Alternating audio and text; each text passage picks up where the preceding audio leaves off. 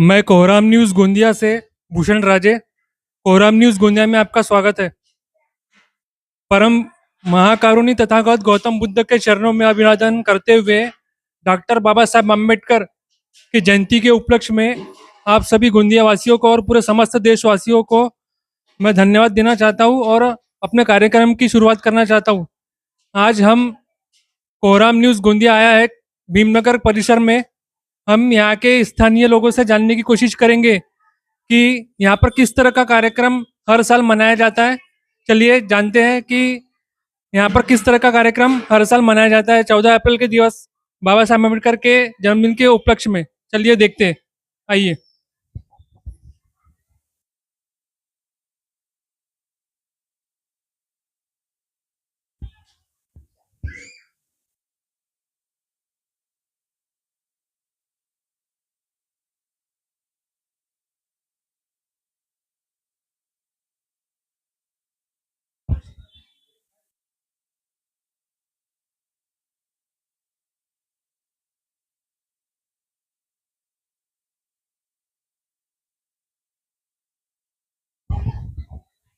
आज हमारे साथ में बहुत सी सीनियर सिटीजन महिलाएं बैठी है सामने। हम उनसे जानने का प्रयास करेंगे कि 14 अप्रैल के दिन भीमनगर परिसर में किस तरह के कार्यक्रम होते हैं। चलिए आइए।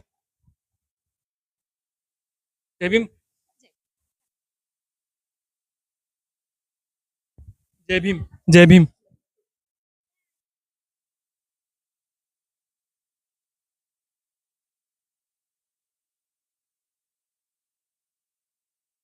जय भीम। आपलं नाव? मंदा बनसोड. तुम्ही इथले काय आणि काय उपाध्यक्ष? अच्छा. मॅम, आम्हाला सांगा की दरवर्षी 14 एप्रिलला कोणकोणत्या प्रकारे इथे कार्यक्रम केले जाते. आम्ही कोहराम न्यूज गोंदियावरून आलेलो आहोत. सर्वात आधी बुद्ध वंदना वगैरे घेतो. त्यांच्यानंतर उपासिकासाठी अल्पोहाराची व्यवस्था राहते आणि मग त्यांच्यानंतर रेलीवाल्यांसाठी मठ्ठा राहते आणि पाण्याची व्यवस्था राहते. खूप खूप आभार. तुम्ही जे आम्हाला माहिती सांगितलं त्याबद्दल आपले धन्यवाद आणि जय भीम.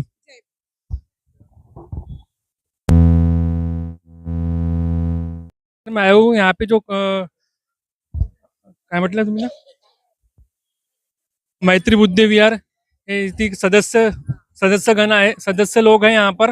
हम उनसे जानने की कोशिश करते हैं कि 14 अप्रैल के दिन ये किस तरह का कार्य करते हैं और आने वाली नई युवा पीढ़ी को आप किस तरह का संदेश देना चाहते हैं 14 अप्रैल के दिन, हमें बताने की कोशिश करें। जय भीम।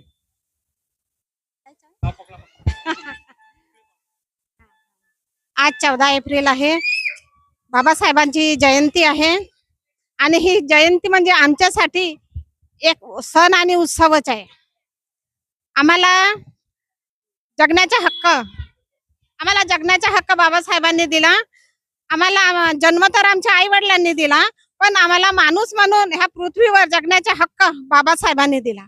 तर बाबासाहेब आमच्यासाठी देवापेक्षाही देव आहेत आणि येणाऱ्या समोरच्या पिढीला आम्हाला हेच सांगायचे आहे की बाबासाहेबांच्या विचारांना तुम्ही वागा.